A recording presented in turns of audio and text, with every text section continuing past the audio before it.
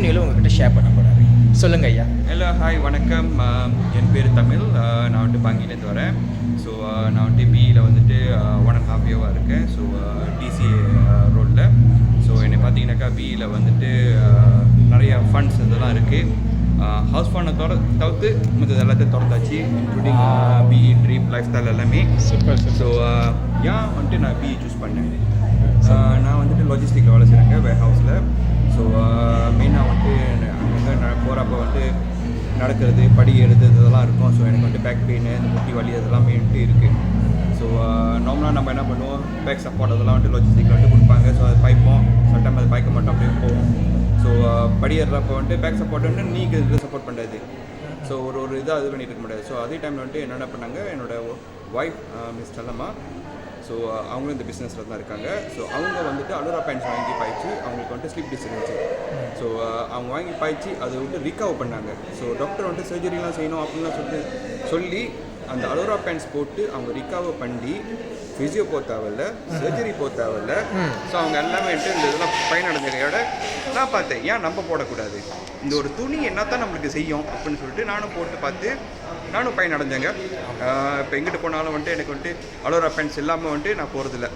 எங்கிட்டு போனாலும் அது பாய்க்கிறது, இன்க்ளூடிங் வேலைக்கு, லெஷருக்கு, இந்த மாதிரி வந்துட்டு ஒரு மீட்டிங் வந்தால் கூட வந்துட்டு பேண்ட்ஸ் வந்துட்டு நான் போட்டிருப்பேன். Because it's very very important for me. எனக்கு படிக்கிறதுனாலும் சரி, என்ன இது பண்ணாலும் எனக்கு வந்துட்டு ஒரு சப்போர்ட்டிவாக அது வந்துட்டு இருந்துகிட்டே இருக்குது. அது வந்துட்டு கரெக்டாக கொண்டு போகுது ஃபார் டெக்னாலஜியோட. ஸோ நம்ம இந்தியர் மக்களுக்கு நான் என்ன சொல்கிறேன்னாக்கா, பிஸ்னஸ் வைஸ் ஓகே, பல பிஸ்னஸ் இருக்குது. ஆனால் அது சர்டன் பிஸ்னஸ் நம்ம போனோம்னாக்கா ஓவர் ஸ்ட்ரெஸ் அதெல்லாம் இருக்குது. ஆனால் நீங்கள் பியில் பார்த்தீங்கன்னாக்கா வெறும் 60 லீவ் வந்துட்டு நீங்கள் கட்டி நீங்கள் வந்துட்டு ஒரு பிஸ்னஸ் ஜாயின் பண்ணுறீங்க. ஜாயின் பண்ணி ஒன்று அந்த ப்ராடக்டை எடுத்து நம்ம பாய்க்கிறோம், பலன் அடைகிறோம். ஸோ பலன் அடைஞ்ச கேட்ட நம்ம என்ன பண்ணுறோம், ஷேர் பண்ணுறோம். இப்போ நான் உங்ககிட்ட அலோரா பற்றி ஷேர் பண்ணுறேன்னு, ஏன்னா நான் பாய்ச்சனால நான் ஷேர் பண்ணுறேன். சூப்பர். அது வந்துட்டோட பெனிஃபிட் நான் பார்த்துட்டேன், உங்ககிட்ட ஷேர் பண்ணுறேன். ஸோ அதே மாதிரி நீங்களும் வந்துட்டு இன்னும் பலன் அடைஞ்ச கையோட நீங்கள் 10 பேருக்கு ஷேர் பண்ணுங்கள். அதே டைமில் அந்த 10 பேருக்கு நீங்கள் ஷேர் பண்ணுறப்ப அது என்ன பண்ணுவோன்னாக்கா, உங்களுக்கு அவங்க வாங்க வந்துட்டு உங்களுக்கு ஒரு இன்கமாக வரும். வர காசு ஏங்க சும்மா விடுறீங்க? ஆமாம், நம்மள எத்தனை நாள் தான் ஏழையாக இருக்கிறது? ஆமாங்க, ஏறி வருவோமே. Super super. இன்டர்நேஷ்னல் வந்துட்டு காஃப் ஃபண்ட் கொடுக்குறாங்க. ஸோ இப்போ என்னோடய ரோலுக்கு வந்துட்டு டிசிஏக்கு வந்துட்டு நான் வந்துட்டு என்னோடய லைன் அண்ட் நெட்ஒர்க்ஸ் எல்லாம் வந்துட்டு க்ரோ பண்ண கையோட எனக்கு காஃப் ஃபண்ட். ஸோ இதுக்கு மேலே வந்துட்டு காடிக்கு நான் காசு கட்டணும்னு அவசியம் இல்லை, கம்பெனி காசு கட்டுவாங்க. 4 வருஷத்துக்கு 7000 வண்டி கொடுப்பாங்க.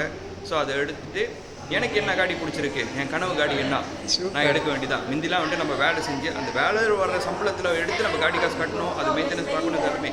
இப்போ வந்துட்டு என்னன்னாக்கா எல்லாமே நம்மளுக்கு கொடுக்குறாங்க. இதுக்கு மேலே நம்மளுக்கு ஒன்றும் இல்லைங்க. இதே நான் இன்னும் வந்துட்டு நல்லா உழைப்ப போட்டேன்னா அடுத்தது ஹவுஸ் ஃபண்டும் நான் திறக்கலாம். அதே மாதிரி 6 அடி 20 வருஷத்துக்கு என் கனவு வீடு வந்துட்டு வாங்கலாம்.